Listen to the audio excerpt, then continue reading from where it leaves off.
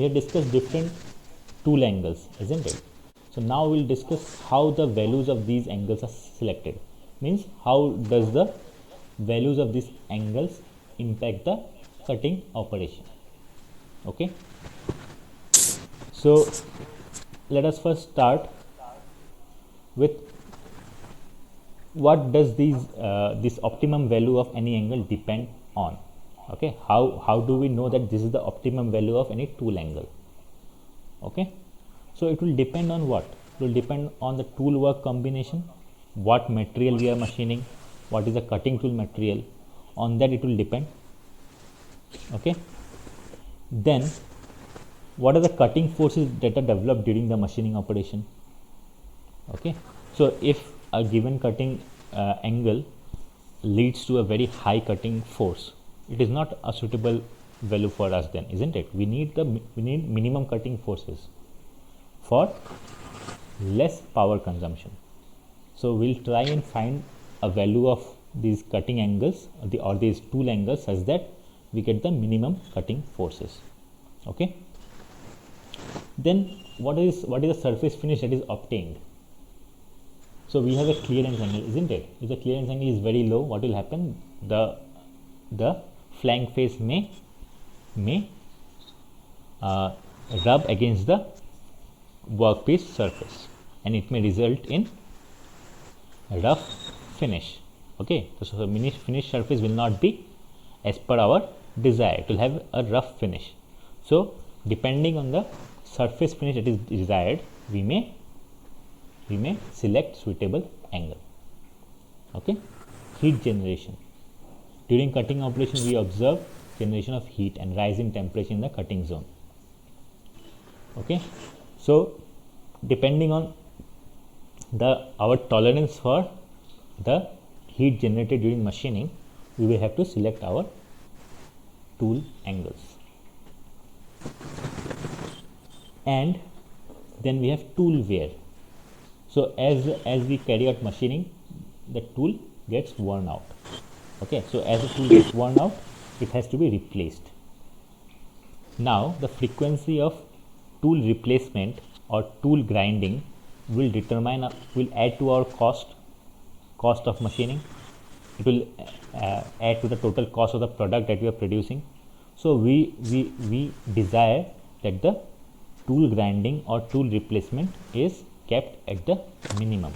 That is, the grinding of the tool should not happen very frequently. Okay.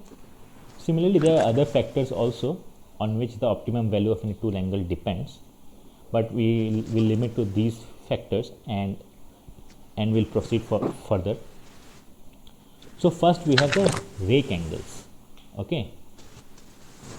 So we have the principal cut. We have the this. What you say? In different system, in AS and ORS, we have different names for the rake angles, isn't it? Okay, but primarily what does the rake angle mean? It means the inclination of the rake face with respect to the reference plane that we have considered, isn't it? With respect to our reference plane, how is the rake face inclined? It is our rake angle. Okay. Now these single point cutting tools are designed to cut on the principal cutting edge primarily, isn't it? So the maximum amount of cutting will take place on the principal cutting edge, then the nose radius, and some amount of material will be removed by the auxiliary cutting edge. Okay, and the chip that is generated will flow over the rake face. Okay, so the rake face controls the direction of the resultant force on the tool and the chip flow. All of you, please switch off your mic. It seems somebody's mic is switched on. Okay. So what is the principal purpose of the rake face? It directs the chip from the cutting zone, isn't it? Whatever chip is generated flows over the rake face and the angle is provided such that it takes it away from the machining region, isn't it? Okay. So as we discussed already, the cutting takes place on the principal cutting edge, nose radius, and some amount on the auxiliary cutting edge, and the chip that is generated flows over the rake face. Now this rake face controls the direction of the resultant force on the tool and chip flow, and if, just like we discussed earlier, this figure here shows orthogonal cutting, isn't it? So we have a wedge shaped tool, okay, in which the cutting edge is perpendicular to the cutting velocity v, and the inclination angle is 0, okay. So it means that we have 0 back rake angle. The chip will flow parallel to the work surface, and due to this it may cause problem in removal. So it will not move away from the cutting region. It will flow parallel to the cutting region and may get entangled with the workpiece. Okay, clear? Now when it gets entangled with the workpiece, it may cause some damage to the workpiece surface, isn't it? Okay, so some amount of inclination angle or this back rake angle makes the chip flow away from the workpiece, okay. And then there is something called chip breaker, okay. There is something called chip breaker. When we produce continuous chips without built up edge, so these chips can become very long and they can curl and entangle with the tool and the workpiece. So in such cases, some chip breakers are provided in the tool holder. So as the chips are generated, after some desired length they are cut away, okay. So in this way the chips are broken into small fragments for easy disposal, okay, clear? Okay, so providing this back rake angle will direct the chip away from the workpiece. Now this rake angle also influences the cutting forces and as a result power and also the surface finish. So here what we have, we have a wedge shaped tool, okay. This is the flank face, then we have the rake face. So this is a rake face on which the chip is flowing. Now we can consider this chip generation as something like these playing cards that we have, a pack of cards placed at an angle. So as a tool advances, these cards slide over one another, okay, and move along the rake surface, okay. So this plane AB here is called the shear plane, and the angle with this shear plane makes with the cutting velocity is called the shear angle, okay, clear? Now a large rake angle results in lower cutting forces and power, okay. Why? So as you can see from this observation, so if the rake angle is large, so if this angle is large, we'll have a, say we have a larger rake angle.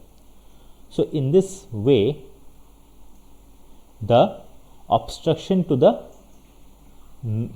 obstruction of the material to the tool is lesser in this case, isn't it? So if we decrease this angle, there is greater obstruction to the tool. So the cutting forces are lower for larger rake angle. It also provides better surface finish. So for the finishing operations, usually larger rake angles are preferred, okay. But this large rake angle also means that the tool cross section becomes smaller, isn't it? So there is less material in the tool. So if there is less material in the tool, the heat generated during machining will not be easily dissipated, okay. Clear? And also the tool will become weaker because we will have to provide some clearance angle, isn't it?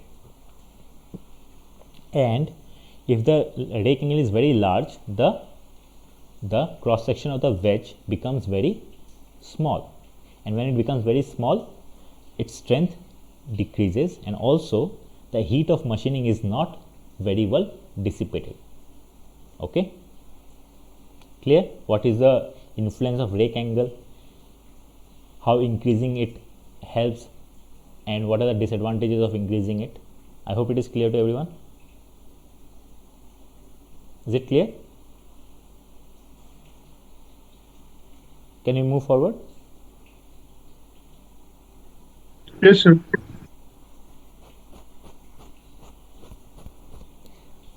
So, as we discussed earlier, increasing the rake angle decreases our cutting forces, the power required, and also improves surface finish, but it reduces the tool strength. So, we have to make a compromise between efficient cutting and tool strength. So, a compromise has to be reached between efficient cutting and tool strength. Okay. So, if the tool strength is low, the tool replacement will be quicker. Okay, we'll have to replace the tools frequently, and it will increase our machining cost. Okay, but if the rake angle is very high, it will result in large power consumption and poor surface finish. Okay, so a compromise has to be made between these two things. Okay, so it is not a straightforward solution, so we will have to see what kind of operation we are performing. Okay, the rake angle can be positive, negative, and also 0. Okay, for rough machining, often carbide tools with negative rakes are used. So what do you mean by negative rake? So negative rake means, say this is the normal to the cutting surface, isn't it? A machine surface. So the rake angle may be such that the wedge is something like this. So the angle in this case is on the other side of the normal. Okay, so in that case it will be a negative rake angle. Okay, so these negative rake angles are often used with carbide tools. Okay, why? Because they are brittle. Okay, so in case of impact loading, this will provide higher strength to prevent breakage of the tool. Okay, now the harder workpiece material, lower is the rake angle. So if we have a harder workpiece material, so the rake angle is lower. Can you tell me why?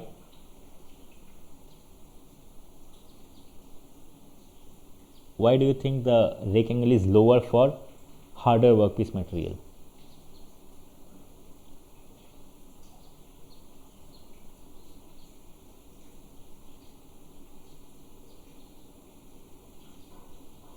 Sir, so that material backing the tip of the tool is higher, and so that its strength increases. It does not fail under high forces. Very good. Very good. So here the workpiece is harder, so we will concentrate more on the tool strength. So we will give more emphasis on the tool strength. Okay, so when we are giving more emphasis on tool strength, we have to decrease the rake angle. Okay, clear? So the rake angle for this HSS is high speed steel. Have you studied about high speed steel in alloys of iron, that is different types of steels? You may have studied high speed steel. Have you studied? Do you know what is high speed steel? No? Material science, workshop theory 1. Okay, do you know what is stainless steel? Stainless steel, I hope all of you know.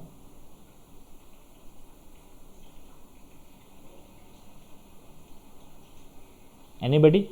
What is stainless steel?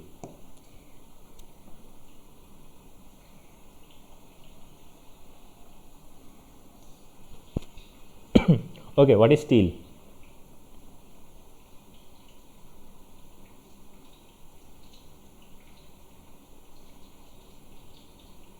What is steel? Sir, a mixture of iron and carbon. Mixture. Alloy of iron and carbon.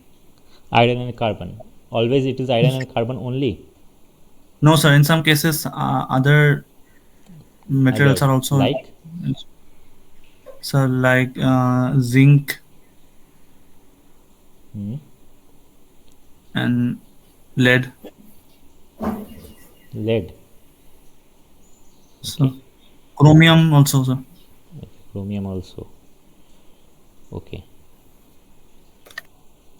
So, what is the maximum means? What is the range of carbon that we use in making steel? Means from what percentage to what percentage is So used? 0 to 2.16%.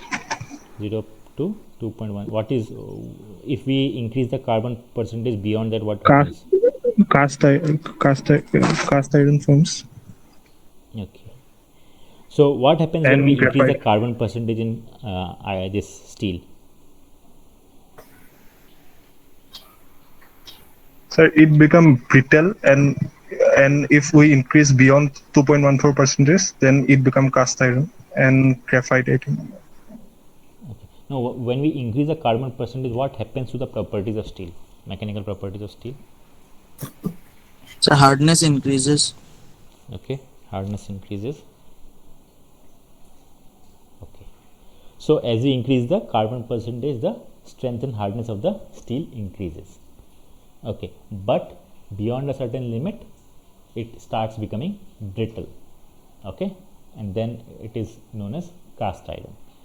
Okay, so with increase in carbon percentage, strength, hardness and brittleness increases. Okay, now in addition to carbon, some other alloying elements are also added to change the properties of steel. Okay, some alloying elements may make it less resistant to more resistant to corrosion. Some may increase its means this high temperature hardness. Some may increase its ductility. Some may increase its this malleability or some other property or machinability. Okay, so depending on the alloying elements, different alloys are made for different applications. Similarly, we have tool steels. So tool steels are generally used for making tool materials, means for production of tools. High speed steel is a type of tool steel. Okay, so there are different grades of tools, high speed steel. Okay, generally the alloying elements are carbon, chromium, molybdenum, tungsten, vanadium, cobalt, manganese and silicon. Okay, some other trace elements may also be present. So depending on the varying composition of these elements, different grades of high speed steels are produced. Now what is the property of high speed steel? It is higher hardness, it is high hardness compared to the this what you say mild steel or other steel. So it is generally used for machining of mild steel and other steels. Okay, okay, so it is a type of tool steel. So this high speed steel is used for machining. When it is used for machining cast iron, okay, a rake angle of 5 degree to 10 degree is used, whereas for machining other steels like say mild steel or high carbon steel, an angle of 8 to 12 degree may be used. Why? Because cast iron is harder than those steels. Clear? And for aluminum, which is much softer, even higher values may be used. Okay, clear? So how the rake angle is selected based on the hardness of the material. Okay, so the next angle is the flank angle. So what do you mean by flank angle?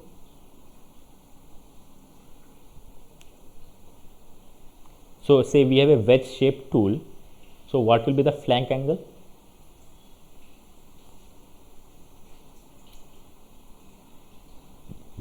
In a wedge shaped tool, what is the flank angle during machining?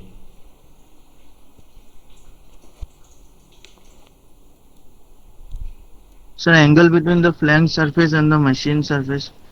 Okay, very good. Okay, so it is the angle between the flank face and the machined surface. Now, why is this angle important? So there are different names to this angle depending on the system of nomenclature that we use. Say ASA, we have two different flank angles. In ORS again, we have two different flank angles depending on the reference planes that we have selected. Okay, but their purpose is almost the same. So can you tell me what is the purpose of providing these angles?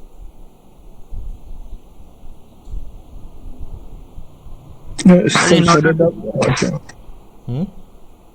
So that Sir, so that the machine surface doesn't deteriorate by the tool. okay, okay. What else? Anything else?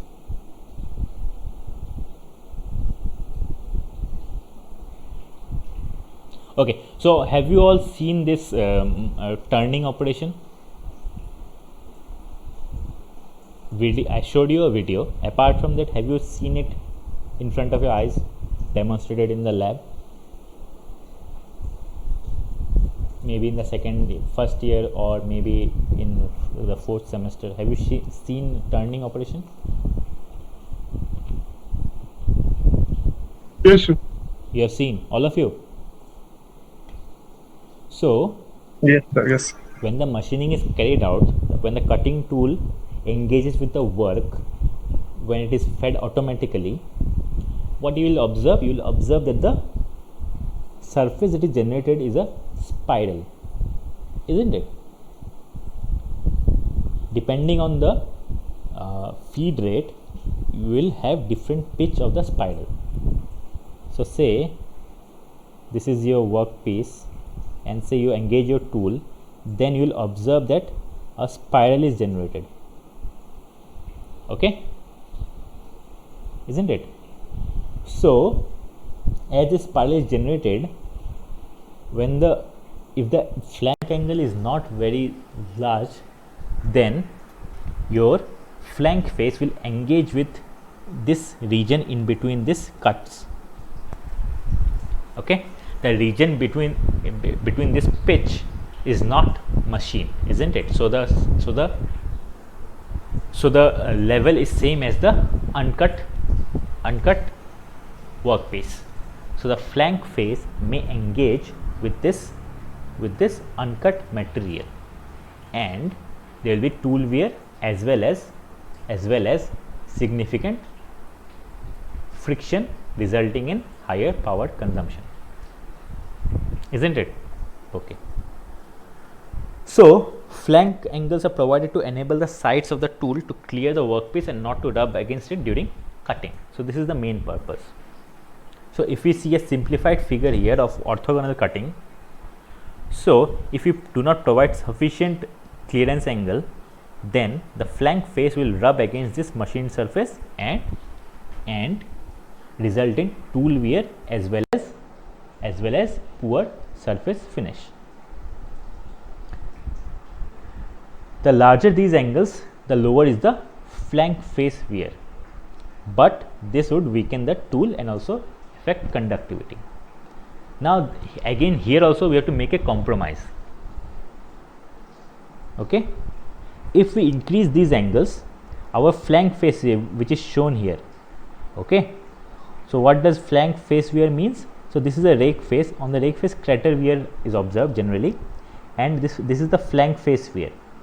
Okay, this occurs on the major flank face.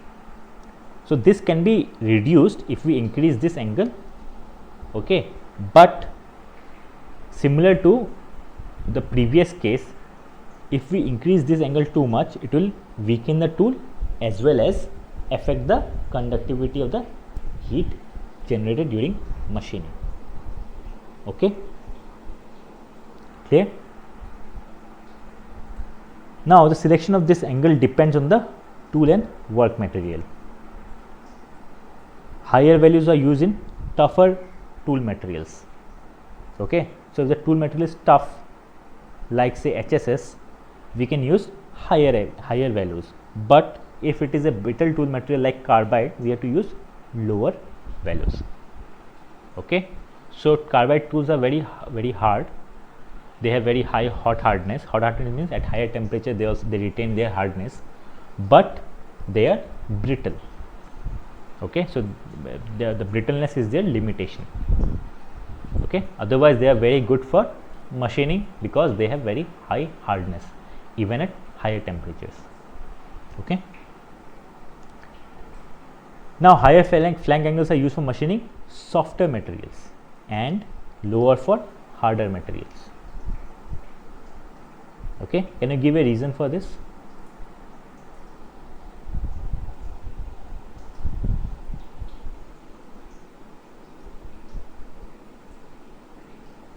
Why is this so? Sir, in order to machine softer materials, we need lower cutting forces. So, sir, we can use high flank angles. Okay, very good. So here the tool strength is not very important for us because we are machining softer material. So tool strength is not that important for us. So we can increase the flank angle in this case because the tool will be subjected to lower cutting forces. Whereas for machining harder materials, we will require higher cutting forces and hence the tool strength should be high. So we cannot use higher flank angles. Interrupted cutting due to impact loading requires lower flank angles to provide additional tool strength. In some cases, we may have to repeatedly engage and disengage the tool. Okay. Say we have to machine very small length of the material. Now then we have to repeatedly engage and disengage the tool. Okay. So this is repeated engagement and disengage, there will be impact loading on the tool. Okay, so in such cases we require additional tool strength and then we will have to use lower flank angles. Now these flank angles have very small effect on the cutting forces, power required and surface finish. Okay, the rake angles have significant effect on the cutting forces, power required and surface finish. Okay, but these angles have comparatively lower impact. Okay, the tool performs satisfactorily as long as the flank angle is large enough to avoid rubbing on the flank face with the workpiece surface. Okay, so whatever may be the value of the flank angle, as long as there is no rubbing between the flank face and the workpiece, it is acceptable. Okay, since it does not significantly affect the cutting forces and the power required. So a value which may just avoid rubbing between the flank face and the workpiece surface is sufficient for the operation. Okay, then we have cutting edge angle. Okay, so cutting edge angle is the angle that the primary cutting edge and the auxiliary cutting edge make with the reference planes, isn't it? Okay, so it may have different nomenclature in the different systems, but primarily they serve the purpose of efficiently cutting the workpiece. So how are these angles selected? Now here we can see we have the principal cutting edge and the auxiliary cutting edge. So the maximum amount of material removal is done by the principal cutting edge, some amount at the nose radius and a minimum amount in the auxiliary cutting edge. So the inclination of these cutting edges will also determine the cutting forces and the surface finish on the finished surface. So the auxiliary or end cutting edge angle is provided to clear the cutting edge from the work and reduce tool chatter. Now as you saw in the previous figure, the auxiliary cutting edge has to avoid the finished surface.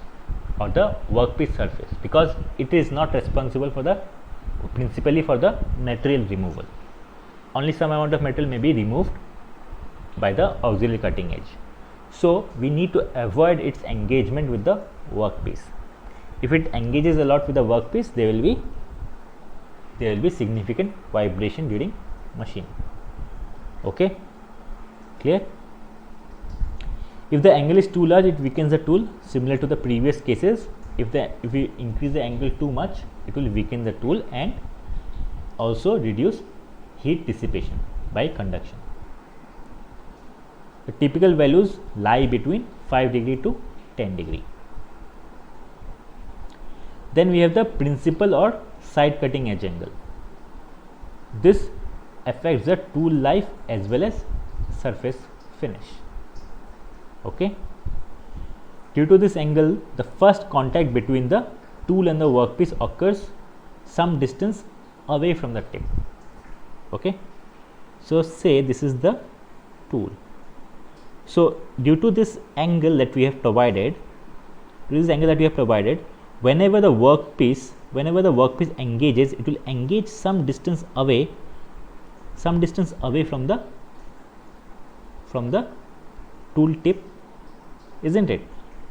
Okay, so it will help prevent the chipping of the tool tip. Okay, also providing this angle increases the engagement of the this tool during cutting operation. Means the length of cut increases due to this cutting edge, this angle. Okay, so it, as a result, it increases the tool life, and also since the cutting length has increased, the heat dissipation also increases. Large values of this angle result in higher chatter due to the force component trying to separate the tool and the work. Okay, due to this larger engagement, there is more vibration during the cutting operation. Weakening of tool. Okay, now the typical values lies between 5 to 10 degree. Finally, we have the nose radius. Now, what is the purpose of the nose radius? Why do we need a nose radius? So that the stress concentration doesn't occur, because any sharp edges will concentrate the stress and high chances of breakage. Okay, very good. So that is a basic idea. So if the nose radius is very sharp, the tool tip is very sharp, so in that case, there are high chances of the tool breaking off at the tip. Okay, so to avoid that, a nose radius is provided. So this sharp tip that we have is provided a curvature. Okay, so a curvature is provided at this in this region. Okay, so instead of a sharp point, we have a curvature. Okay, so this reduces the stress concentration at the tip, and as a result, the chances of the tip breaking off reduces. Okay, so a sharp tip becomes highly stressed, and as a result has short life. It also results in feed marks on the machine surface. I hope you know what are feed marks. Do you know what are feed marks?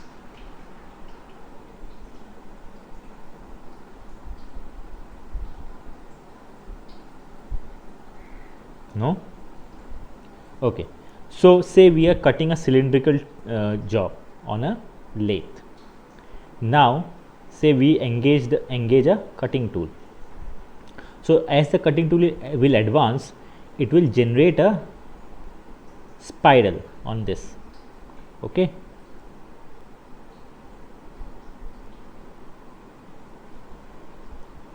depending on the feed rate, it will generate a spiral. Okay. Okay, the pitch of the spiral will depend on the feed rate. Now, now if the tip is very sharp, this spiral will be very defined, isn't it? Okay, it will take the feed mark. This feed mark will take the shape of the tool tip, isn't it? So if the tip is very sharp, it will have a very defined geometry, a very sharp trough. Okay. Okay. Now this can be smoothened if we have a curvature here, isn't it? So this